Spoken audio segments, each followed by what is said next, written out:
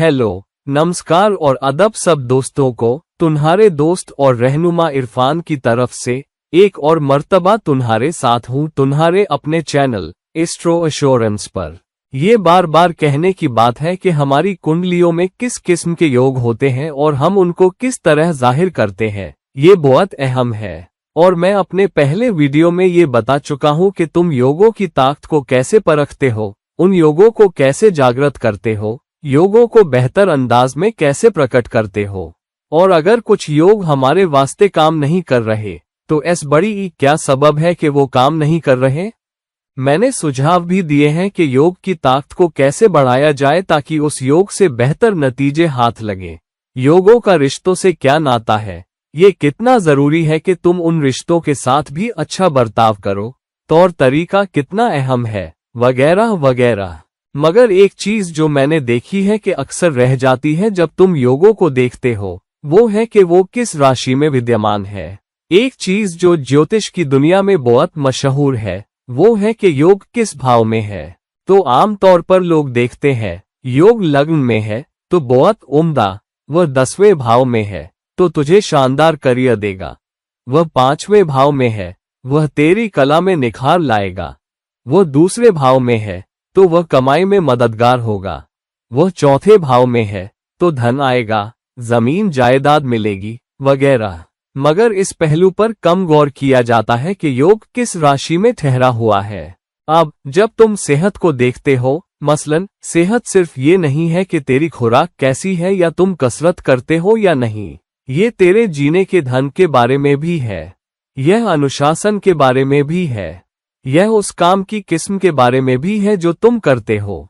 एक ज्यादा चुस्त काम का मतलब है कि तुझे शायद कम कसरत करनी पड़े, मगर तुम सबको अपनी खुराक का ध्यान रखना है। मगर अगर तेरे काम में बहुत मेहनत है, बहुत भाग दौड़ है, तो शायद तेरे खाने पीने का इंतजाम बेहतर होना चाहिए।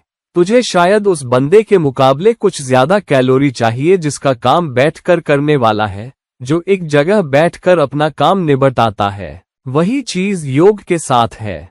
बहुत सारी चीजें जो योग को कामयाब बनाती है वो है बेशक योग की ताकत, कौन से ग्रह शरीक है, योग पर कौन से अच्छे प्रभाव है, योग पर कौन से बुरे प्रभाव है, वो किस भाव में मौजूद है, लग्न के मालिक की क्या हैसियत है और वो किस राशि में मौजूद है।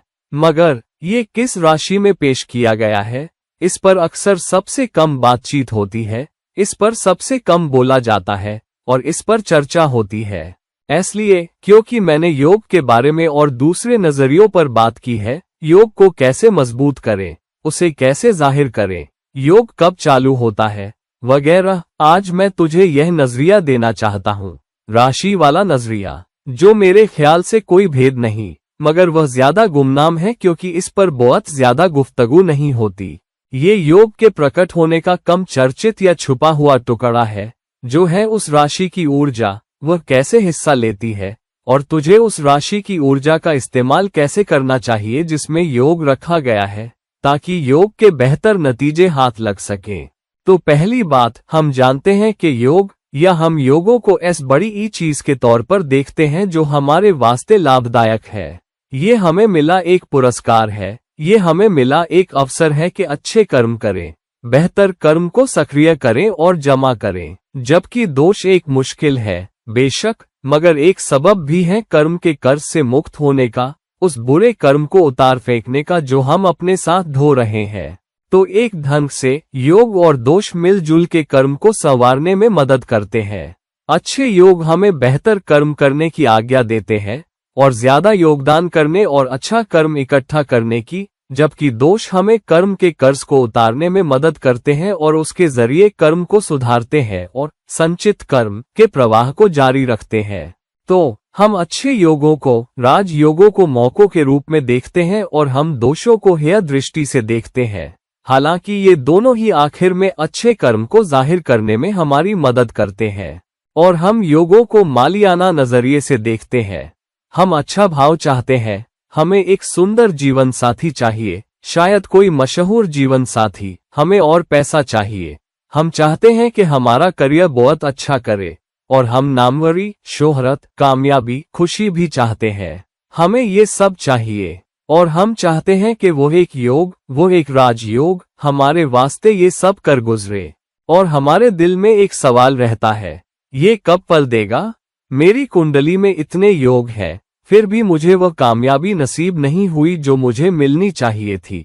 और कई दफा ऐसा भी हुआ कि लोगों ने अपने 60 और 70 के दशक में भी मुझसे पूछा, मेरे पास ऐसे उम्दा योग है, मैं इतना बहुत कामयाब क्यों नहीं हुआ जैसा किसी ज्योतिषी ने मुझे बताया था जब मैं अपनी 20 या 30 के दशक में था। और मैं मेहनत करता रहा और मैं सोचता रहा कि अब योग फल देगा, अब योग मुझे इसका फल देगा। मगर मेरी सारी उम्र तो बीत गई और योग ने मुझे वह नहीं दिया जो ज्योतिषी ने कहा था कि इसके नतीजे मिलेंगे। तो हमने इस बारे में भी बात की है कि योग क्यों नहीं फलते, और एक वजह जो योग के न फलने की है वो ये है कि हम योग को अच्छी तरह से नहीं समझते। और एक वजह जो हम योग को अच्छी तरह नहीं समझ पाते वो ये है कि हम योग को और दूसरे नजरियों से तो समझते हैं मगर यह नहीं देखते कि राशि कैसे योगदान करती है। तो आज हम बात करते हैं कि तेरी उस राशि का जिसमें योग मौजूद है कैसे हिस्सा होता है। यहाँ मैं लग्न के नजरिए से बात नहीं कर रहा। लग्न की भी एक भूमिका है कि योग कैसे जाहिर होगा, क्योंकि लग्न की ऊर्जा का कुछ योगदान योग में भी शामिल होगा, मगर उससे ज्यादा अहम या योग में उससे बड़ा योगदान ये है कि वो किस राशि में पेश किया गया है। तो आज हम यह नहीं देख रहे कि योग किस भाव में पेश किया गया है, बल्कि किस राशि में। अगर योग मिथुन में पहले भाव में है तो यह अलग होगा एक योग से जो दूसरे भाव में है, फिर से मिथुन में, और अलग होगा एक योग से जो तीसरे भाव में है, फिर से मिथुन में। तो यहाँ हम यह नहीं देख रहे कि मिथुन में पहले भाव में योग, मिथुन में दूसरे भाव में योग, हम ऐस बड़ी ई बात नहीं कर रहे। तो हमें सिर्फ एक योग के फायदे के वास्ते सैकड़ों मेल देखने पड़ेंगे। हम ये देख रहे हैं कि राशि योग में कैसे हिस्सा लेती है, फिर तुम उसमें भाव के योगदान को भी जोड़ सकते हो। मगर आज हम खास तौर पर उस राशि के बारे में बात कर रहे हैं जिसमें वो पेश किया गया है, क्योंकि योग की इस खूबी पर सबसे कम बात होती है, जबकि भाव जिसमें वो मौजूद है उस पर सबसे ज्यादा चर्चा होती है। तो चलो गहराई से देखते हैं कि जिस राशि में योग ठहरा है उसका क्या अर्थ है। तो सबसे पहले योग को देखने के पहले ये देखना पड़ेगा कि योग कितना बलवान है, क्या ग्रहों की युति नजदीकी है।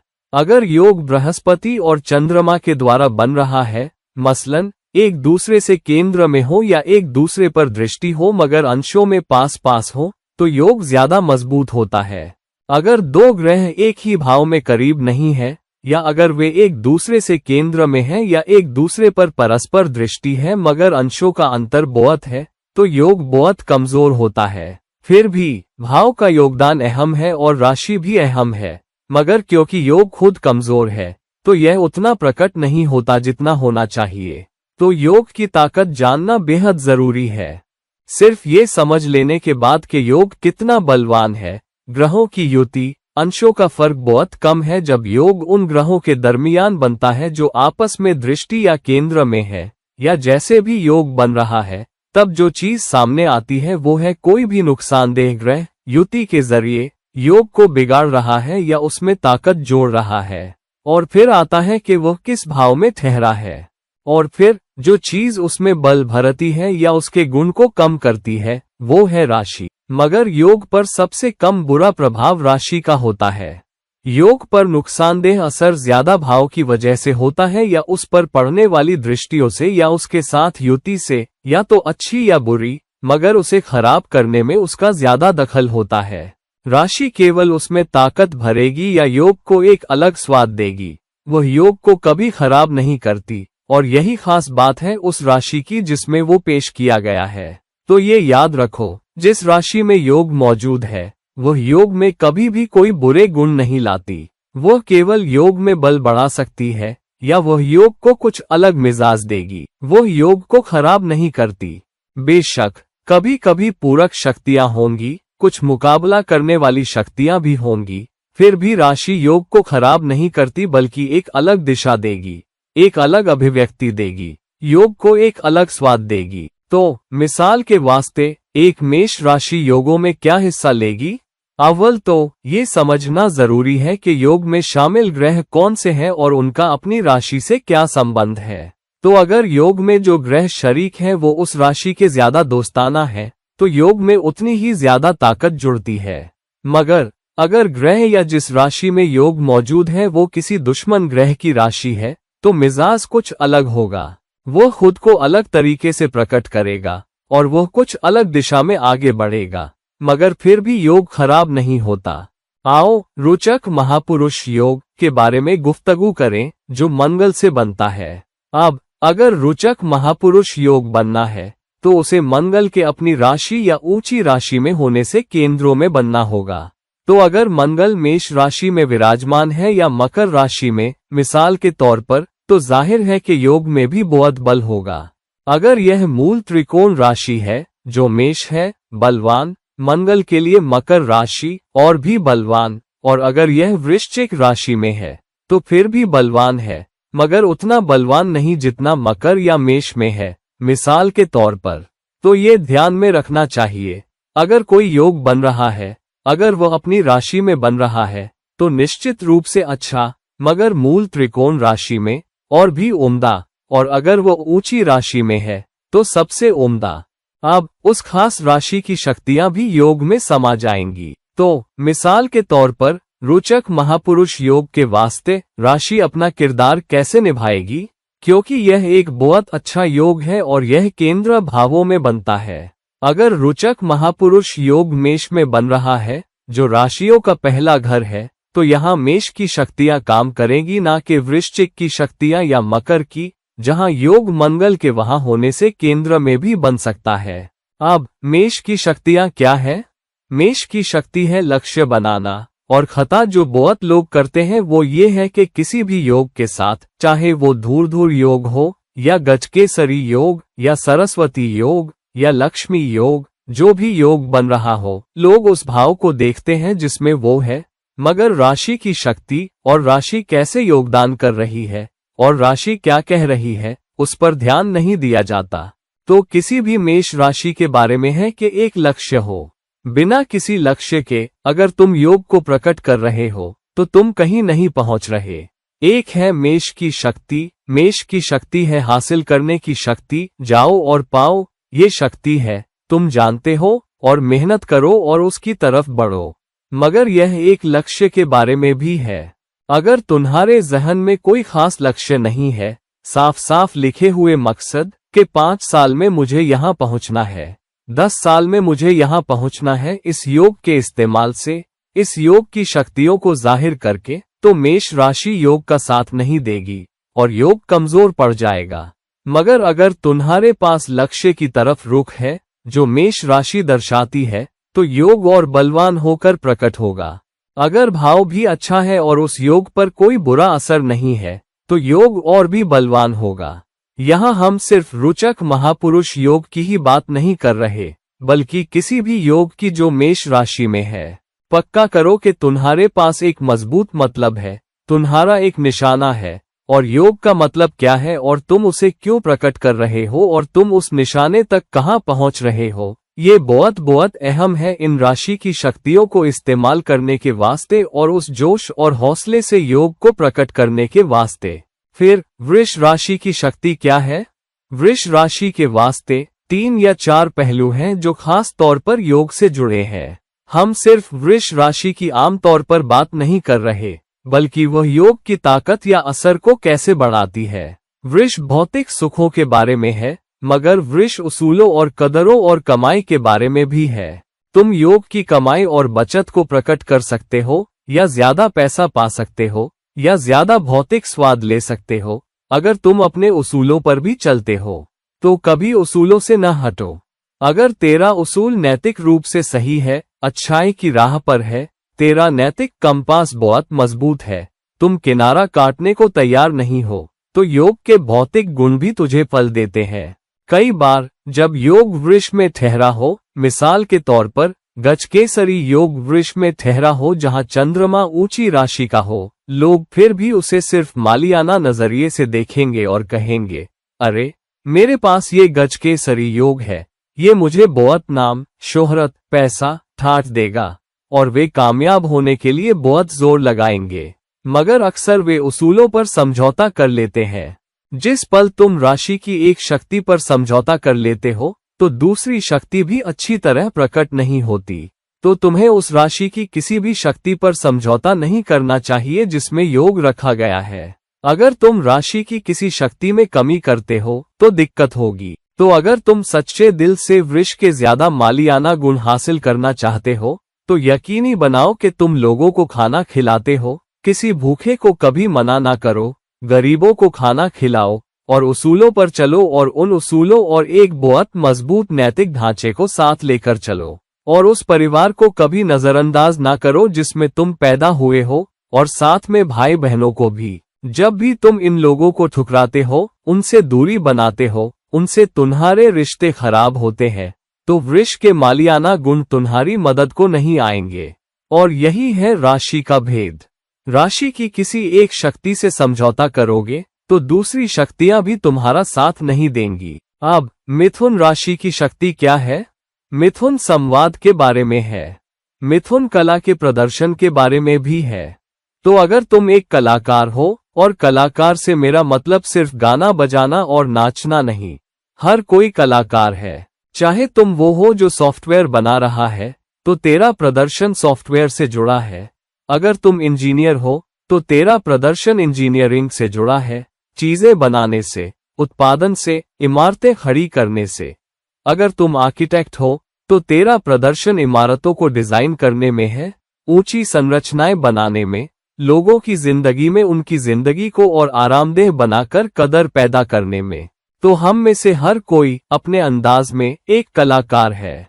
तो अगर एक कलाकार को मिथुन की शक्तियों का बहुत अच्छे से इस्तेमाल करना है तो तुझे बातचीत करनी होगी, तुझे अपनी मार्केटिंग बहुत अच्छे से करनी होगी, तुझे अपना ब्रांड बहुत अच्छे से बनाना होगा।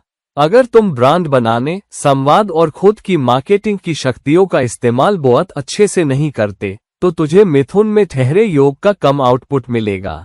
क्योंकि आज के वक्त में संवाद करना बहुत अहम है और यही वजह है कि आज के समय में बुध इतना अहम ग्रह है। बेशक सभी ग्रह अहम है, मगर आज के वक्त में संवाद बहुत अहम है कि तुम खुद को कैसे प्रकट करते हो। दरअसल यह मंच जिसका मैं इस्तेमाल कर रहा हूँ वो संवाद का मंच है।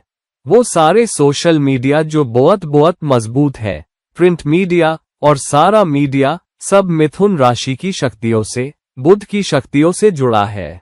तो अगर तुम अपना ब्रांड अच्छे से नहीं बनाते, अगर तुम इस बात पर ध्यान नहीं देते कि खुद को कैसे प्रकट करोगे अपना ब्रांड अच्छे से बनाकर, अपनी मार्केटिंग बहुत अच्छे से करके और अच्छे से बात करके, तो योग की शक्तियां पूरी तरह इस्तेमाल नहीं होंगी। मिथुन की दूसरी शक्ति है थोड़ी दूर की यात्राएं करना भी। तो लोगों से मिलने के वास्ते उन तक पहुंचने में कभी हिचक मत करो। अगर तुझे उस मौके को लेने के लिए थोड़ा सफर करना पड़े, लोगों से मिलने, अपनी प्रतिभा या हुनर दिखाने के लिए शहरों के दरमियान सफर करना पड़े, तो हिचक मत करो अगर तुम्हारे पास मिथुन की शक्ति है या योग मिथुन में ठहरा है। कर्क राशि क्या है? कर्क राशि पालन पोषण और सहारा देने और ख्याल रखने के बारे में है। तो अगर योग कर्क राशि में ठहरा है तो अपनी प्रतिभा की मां की तरह परवरिश करो। तो उस काम के जो तुम कर रहे हो, उस प्रदर्शन के क्वालिटी को सुधारने पर बहुत ध्यान दो, उसकी परवरिश करो। और दूसरा, उन लोगों की परवरिश करो जो उस प्रदर्शन में तुम्हारा साथ देते हैं। तो अगर तुम कॉर्पोरेट में काम कर रहे हो, तुम्हारे नीचे या तुम्हारे साथ एक सपोर्ट टीम है, उनका ख्याल रखो, उन्हें सहारा दो, उनके साथ खड़े रहो। तुझे उनकी मां बनने की जरूरत नहीं है, मगर अपनी प्रतिभा की मां बनने की जरूरत है। उन लोगों को उन संसाधनों की कदर करने वाले की तरह सहारा दो जो तुझे दिए गए हैं।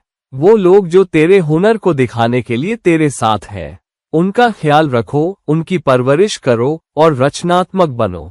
चंद्रमा विचार करने वाला ग्रह है और यह रचनात्मक ग्रह है। तो अपने प्रदर्शन में, अपने तरीकों में और रचनात्मक बनो और इसी तरह तुम योग को बेहतर प्रकट करोगे। अगर योग सिंह राशि में है, सिंह राशि में यह अगुवाई के बारे में है। ये पहला कदम आगे बढ़ाने के बारे में है। यह अगुवाई का इस्तेमाल करके अपने मामले को आगे बढ़ाने के बारे में है। तो अगुवाई तक पहुंचो, उन उच्च पद के लोगों तक पहुंचो जो तेरे प्रदर्शन में तेरी मदद कर सकते हैं और उसके जरिए तुम योग में ताकत जोड़ते हो। और यकीनी बनाओ कि तुम अपनी इज्जत से समझौता नहीं करते। चमकने का हर मौका लो। जितना हो सके उतना जाकर प्रदर्शन करो। कोई भी मंच मत छोड़ो जहां तुम प्रदर्शन कर सकते हो और उसे जाने मत दो। सिंह शक्ति बड़ी संख्या में लोगों के सामने प्रदर्शन करने के बारे में भी है, दर्शकों के सामने प्रदर्शन करने के बारे में। तो जहां कहीं भी तुझे प्रदर्शन करने, अपनी प्रतिभा दिखाने, लोगों तक पहुंचने, बात करने, अगुवाई लेने का मौका मिले, वो करो। और इसी तरह तुम सिंह की शक्तियां लाते हो योग की ताकत बढ़ाने के लिए। अगुवाई लेना, सबसे पहले आगे आना, कभी पीछे ना हटना। और अगुवाई तक पहुंचो, जो भी अगुवाई के ओहदे पर है उन तक पहुंचो। हिचक मत करो, बेशक अपनी इज्जत रखो, मगर अगुवाई तक पहुंचने में हिचक मत करो, क्योंकि वो तेरा साथ देने आ सकते हैं और उसके जरिए योग को बेहतर प्रकट कर सकते हैं। कन्या राशि की शक्तियां क्या है? कन्या शक्तियां हैं विश्लेषण की, गहराई में जाने की, इस बारे में बहुत विश्लेषणात्मक होने की कि तुम अपना काम कैसे प्रकट कर रहे हो। आंकड़ों का, संख्याओं का इस्तेमाल करते हुए, एक व्यवहारिक नजरिया अपनाते हुए, ना कि बहुत रचनात्मक नजरिया। पीठ झुकाकर पूरी मेहनत करने के लिए तैयार, बेहतरीन प्रदर्शन करने की कोशिश, एक उम्दा नतीजा हासिल करना, गलतियां ढूंढना और उन्हें छोटी छोटी सुधारों के जरिए सही करना, कमियां ढूंढना और उनके जरिए अपनी आवाज बुलंद करना, सबसे अच्छा सामने लाना। और यही वजह है कि कन्या के लोग परफेक्शनिस्ट होते हैं। तो कन्या की इन शक्तियों का इस्तेमाल करो अपनी कला को संवारने के लिए, उस पूरे आउटपुट पर मेहनत करने के लिए जो भी तुम कर रहे हो। यह अपने आप योग को मजबूत करेगा, ये योग में दम भरेगा, क्योंकि अब चूंकि यह कन्या में है, तुम कन्या की शक्तियों का इस्तेमाल कर रहे हो अपने प्रदर्शन के बारे में बहुत विश्लेषणात्मक होने के लिए, और इसलिए तुम उसे सुधारोगे। तुम अपने आप में कमियां भी ढूंढ रहे हो, इसलिए तुम अपने आप को और ज्यादा धक्का दोगे। तुम परफेक्शनिस्ट हो, इसलिए छोटी से छोटी चीज जिसे सुलझाने की जरूरत है, तुम उन्हें सुलझाओगे। और सेवा करने का दिल रखो जब योग कन्या में हो। अगर तुम मालियाना नजरिए से देख रहे हो, अगर यह वृष में है तो नजरिया बदल जाना चाहिए। अगर यह कन्या में है तो ये होना चाहिए, मैं सेवा करना चाहता हूँ और सेवा के जरिए मुझे अपनी मेहनत का फल मिलेगा। अगर ये तुला राशि की शक्तियां हैं, तो तुला शक्तियां हैं संतुलन बनाने की। यह इस बात का संतुलन है कि तुम अपने लिए कितना चाहते हो और दूसरों को देने के लिए कितने तैयार हो।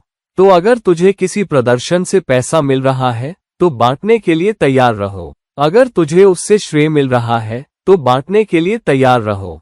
अगर तुझे उससे तारीफ मिल रही है, तो बांटने के लिए तैयार रहो। अगर तुझे उससे कोई इनाम मिल रहा है, तो कम से कम अपनी आवाज उठाओ और लोगों को बताओ कि मेरे इनाम में इन लोगों का हाथ है जिन्होंने मेरा साथ दिया, जो मेरे साथ रहे, जो मेरे साथ खड़े रहे। तो ये रिश्तों के बारे में है। उन रिश्तों को संभालो, उन रिश्तों को बनाओ। जितने ज्यादा रिश्ते बनाओगे, उतना ज्यादा संतुलन रखोगे, उतना ज्यादा श्रेय तुम बांटने को तैयार होगे, उतनी ज्यादा तारीफ जो तुम बांटने को तैयार होगे, और उतना ही तुम एक दूसरे का और दूसरों का साथ देने को तैयार होगे। इसी तरह तुम तुला शक्तियों का इस्तेमाल योग को बेहतर प्रकट करने में करोगे। और तुला शक्ति रिश्ते में बहुत वफादार और नैतिक होने के बारे में भी है, चाहे वह कोई भी रिश्ता हो। अगर यह वो गुरु है जिससे तुम सीख रहे हो, या कोई साथी जिसके साथ तुम काम कर रहे हो, या कोई बॉस जिसके अधीन तुम काम करते हो प्रदर्शन करने के लिए, यहाँ तक कि कला के प्रदर्शन में भी तुम्हारा कोई गुरु हो सकता है जो तुम्हें गाना सिखाता है, नाचना सिखाता है, तो उनके साथ काम करने को तैयार रहो और उसके जरिए प्रदर्शन सुधारो। अगर तुम संगीतकार हो तो और भी लोग होंगे जो तुम्हारे साथ बैंड में होंगे, तो उन्हें साथ लेकर चलो। उन रिश्तों के जरिए उनके साथ मिलकर काम करो, उम्मीदों को संभालते हुए, श्रेय बांटते हुए, नतीजा बांटते हुए, मेहनत के फल बांटते हुए। ये योग को बेहतर बनाता है और उसके जरिए योग को बेहतर प्रकट करता है। अगर यह वृश्चिक शक्तियां हैं, तो उथल पुथल के लिए तैयार रहो। इसके लिए तैयार रहो, दरअसल बदलाव को सक्रिय रूप से अपनाओ और बदलाव के जरिए योग को सुधारो। मतलब ये कि समय समय पर वृश्चिक ऊर्जा तुझ पर चुनौतियां डालेगी, तुझ पर बुराइयां उगलेगी, मगर तुझ पर अवसर भी डालेगी। उन अवसरों का इस्तेमाल करो, अपने आप को बदलो। तो हर कुछ सालों बाद अपने प्रदर्शन पर पीछे मुड़कर देखो और कहो, क्या ये काफी है? क्या मैं इसे और बेहतर कर सकता हूँ? क्या मैं कुछ नया कर सकता हूँ? क्या मैं एक बदलाव ला सकता हूँ? क्या मैं एक नया नजरिया ले सकता हूँ? क्या मैं एक नया तरीका अपना सकता हूँ? क्या मैं एक नया रवैया ला सकता हूँ? तो अपने रवैये को बदलो, अपने बर्ताव को बदलो, अपने नजरिए को बदलो। बदलो कि तुम अपनी प्रतिभा को कैसे पेश करोगे, अपने हुनर को कैसे प्रकट करोगे, और उसके जरिए तुम योग को मजबूत करते हो। वृश्चिक शक्तियां रहस्यमय अवसर भी हैं जो समय समय पर तेरे पास वापस आ सकते हैं। तो उन अवसरों पर नजर रखो और उन्हें हाथ से मत जाने दो। तो अपने चारों तरफ देखो, आंखें और कान खुले रखो और उन अवसरों की तलाश में रहो, भले ही वे चुनौतीपूर्ण हो। अगर वे तेरे लिए उपयोगी हैं तो उन्हें शामिल करो, और जब वृश्चिक शक्तियां पुकारें तो बदलने में कभी हिचक मत करो। कुछ बातें अपने तक ही रखने और सब कुछ न दे देने में कभी हिचक मत करो। अपने आप का एक हिस्सा अपने पास रखना, न कि किसी से कुछ छुपाने के लिए, बल्कि इस बारे में एक निश्चित नजरिया रखने के लिए कि तुम कैसे प्रकट करते हो, तुम इसके बारे में कैसे सोचते हो। ये भी थोड़ा रहस्यमय होने में मदद करता है, क्योंकि यह योग के प्रदर्शन में आकर्षण जोड़ता है। और धनु शक्तियां क्या है? अगर योग धनु राशि में है, चाहे वह किसी भी भाव में हो, धनु अपनी कला के प्रति, अपने काम के प्रति, अपनी योग्यता के प्रति बहुत निष्ठावान होने की राशि है। तो एक बात है उसके प्रति निष्ठावान होना। धनु उच्च शिक्षा का भाव भी है। तो और शिक्षा जोड़ो और योग्यताएं जोड़ो और प्रमाण पत्र जोड़ो, जितनी हो सके उतनी योग्यता जोड़ो। गुरुओं के पास जाकर, किसी क्लास में शामिल होकर, कुछ प्रमाण पत्र लेकर। तो जितनी भी उच्च शिक्षा तुम हासिल कर सकते हो, चाहे प्रदर्शन में या अपनी सीख में या अपनी योग्यता में, वो करो। और लोगों तक पहुंचने में और साहसी और मजेदार बनने में कभी हिचक मत करो। अपने प्रदर्शन में और मजेदार नजरिया लाओ, अपने प्रदर्शन में और जोश लाओ। हदों को धकेलो, बॉक्स के बाहर सोचो और उन लोगों तक पहुंचो जो तुम्हारी मदद कर सकते हैं। अपने गुरुओं तक पहुंचो, अपने गुरुओं से हमेशा राय लेते रहो। जब धनु हो तो गुरुओं से हमेशा आशीर्वाद लेते रहो, और तब योग और भी अच्छा करेगा। एक गुरु चुनो और उनके नक्शे कदम पर चलने की कोशिश करो। यह वृश्चिक शक्तियों से अलग है, जहां वृश्चिक शक्ति है नियमित रूप से अपना नजरिया बदलने के बारे में, बदलाव के बारे में, और अपने अंदर नियमित बदलाव लाने के बारे में। धनु है धीरे धीरे निर्माण करने के बारे में, या अगुवाई करने के बारे में, या गुरु के नक्शे कदम पर चलने के बारे में, और फिर उसमें अपना कुछ जोड़ने के बारे में, उसमें अपना कुछ योगदान देने के बारे में, मगर उस कला के प्रति सच्चे रहना जिसका तुम अनुसरण कर रहे हो। और यही है धनु शक्तियां, निष्ठावान होना, योग्यता जोड़ना। जितनी ज्यादा योग्यता जोड़ोगे, जितना ज्यादा प्रशिक्षण जोड़ोगे, जितना ज्यादा सीखना जोड़ोगे, जितनी ज्यादा प्रामाणिकता जोड़ोगे, और जितना ज्यादा तुम गुरुओं के नक्शे कदम पर चलोगे, और हमेशा गुरुओं को अपने पक्ष में रखोगे और हमेशा किसी गुरु के अधीन काम करोगे, ये तुम्हारे लिए सबसे अच्छा काम करेगा। मकर शक्ति क्या है, और अगर योग मकर में ठहरा है तो इसका क्या मतलब है? इसका मतलब है कि तुझे उस योग के आखिरी फल पाने के लिए बहुत मेहनत करने को तैयार रहना होगा। अगर तुम लंबी मेहनत, कठिन परिश्रम, लंबे घंटे, लगन, वफादारी के लिए तैयार नहीं हो, तो शायद तुम उसे प्रकट नहीं कर पाओगे। मगर ये तुम्हारी योग्यता के प्रति एक बहुत व्यवहारिक नजरिया अपनाने के बारे में है। ये काम के प्रति एक बहुत व्यवहारिक नजरिया अपनाने के बारे में है। बेशक तुझे ये भी देखना होगा कि योग तेरे करियर में ताकत जोड़ रहा है या नहीं, क्योंकि मकर शक्तियां बड़े हिस्से में तेरे कर्म के बारे में भी है, और ये तेरे कर्म को आगे बढ़ाने में मदद करता है। अगर योग मकर में ठहरा है तो मकर की शक्तियों का इस्तेमाल करो, लगे हाथ, लंबे घंटे और समर्पण, और उस योग को इस्तेमाल करने का एक बहुत व्यवहारिक तरीका।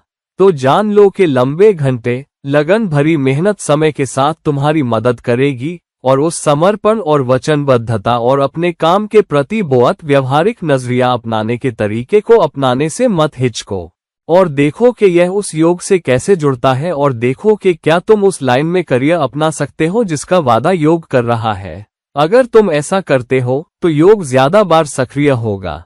ये तुझे अक्सर तेरी मेहनत का फल देगा। कुंभ शक्तियां हैं बड़ा सोचने के बारे में, जीवन से बड़ा सोचने के बारे में, एक बड़े सामाजिक नजरिए के बारे में सोचने के बारे में। ये बड़े संगठनों या सामाजिक चुनौतियों या सामाजिक मुद्दों या सामाजिक परिस्थितियों के बारे में भी है। एक बड़े स्तर पर तुम्हारे तत्काल दोस्तों या तुम्हारे तत्काल परिवार या तत्काल नेटवर्क से। यह इस बारे में है कि जितना बड़ा तुम सोच सकते हो उससे भी बड़ा उतना बेहतर। तो अपने योग को सुधारो या योग के बारे में और सोचो कि तुम बड़े दर्शकों तक कैसे पहुंच सकते हो, तुम और कैसे योगदान कर सकते हो।